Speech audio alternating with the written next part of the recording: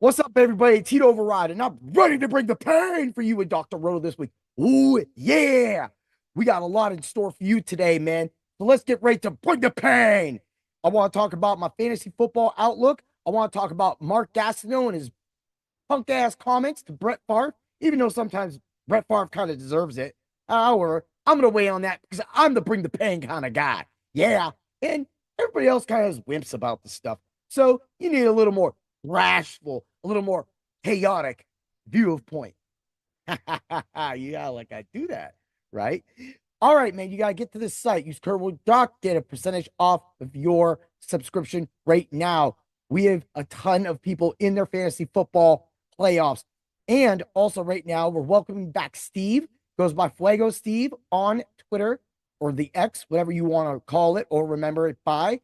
Now, if you use code word Fuego, you can get 33% off of your subscription right now, which gives you access to the entire site and the subs only Discord, where you can get great advice from other experts other than myself. He'd override like Lou, Doc, everybody, Danger.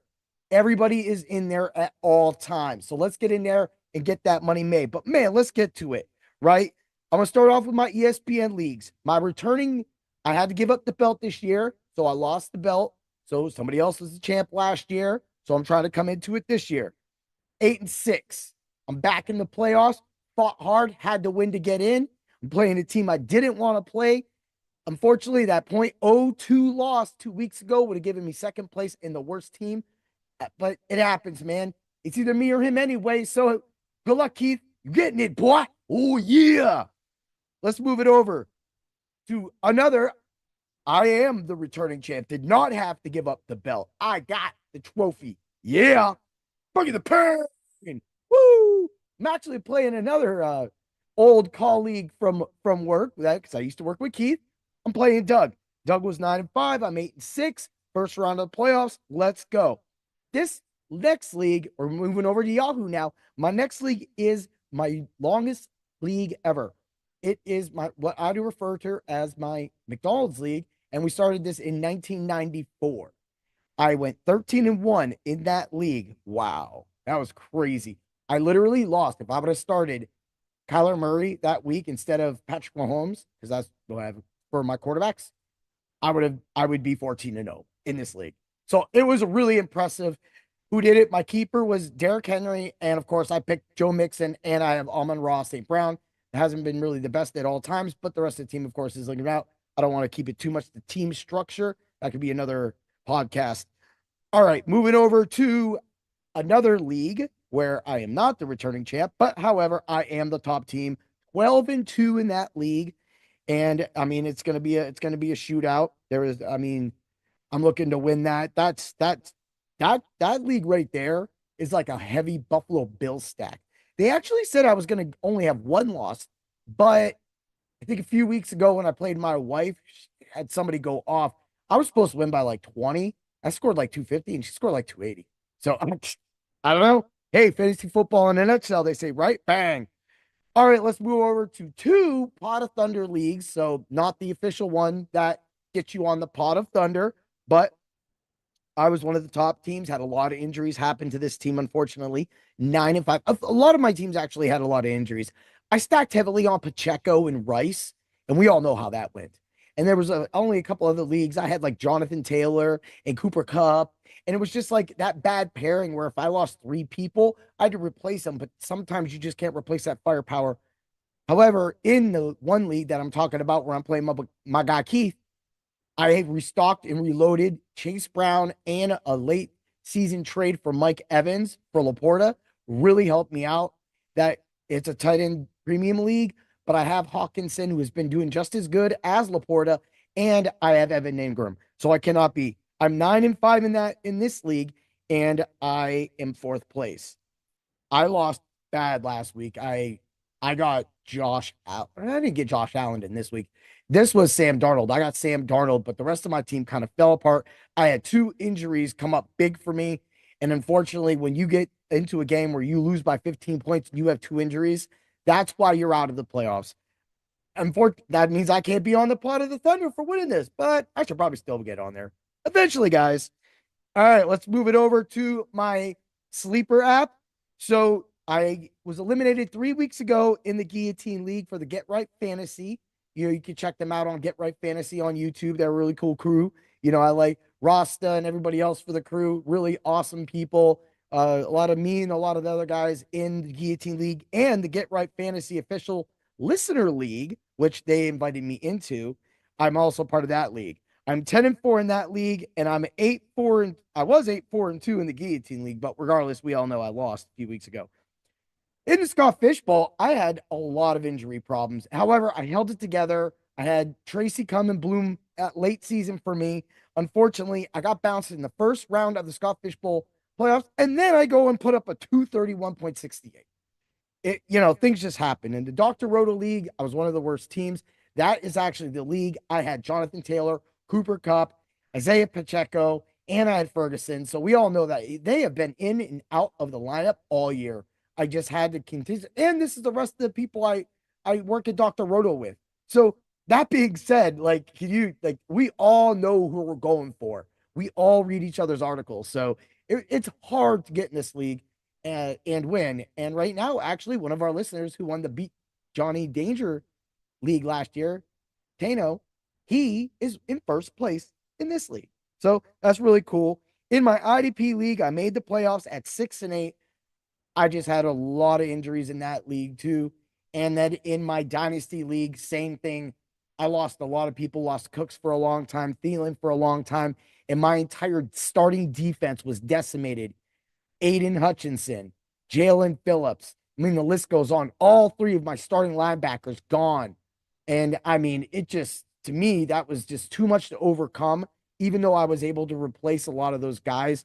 Like I have Alex Singleton in that one, and, a couple other guys that are really good. And it just having to bring in Traven Wallace was good, but he's not Singleton. And at the same time, Dayon Henley has performed amazing for me, put on a good late season run, but it just too many injuries. Chubb, of course, being injured for a long time. Aaron Jones was solid for me. I have in that league Jared Goff. I drafted Bo Nix, traded away Bryce Young this year, but I also have Drew Lock and I have Cooper Rush. So not a bad team, but unfortunately with the hits to the injuries, my tight ends are awesome. I got Brock Bowers and I have Dalton Schultz. I have Brenton Strange too. So for me, I was really covered at tight end, but it was just those injuries to linebacker, wide receiver, and then, of course, I had Jerome Ford, so I drafted him.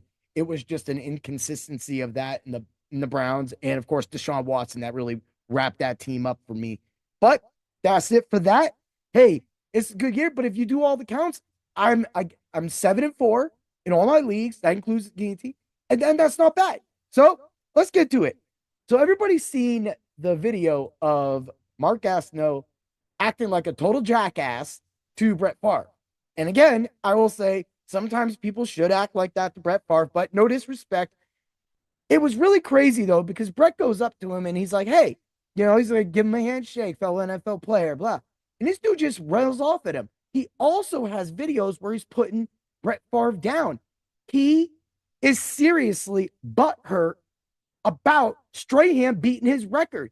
And he blames Brett Farve because Brett Favre was going to get destroyed.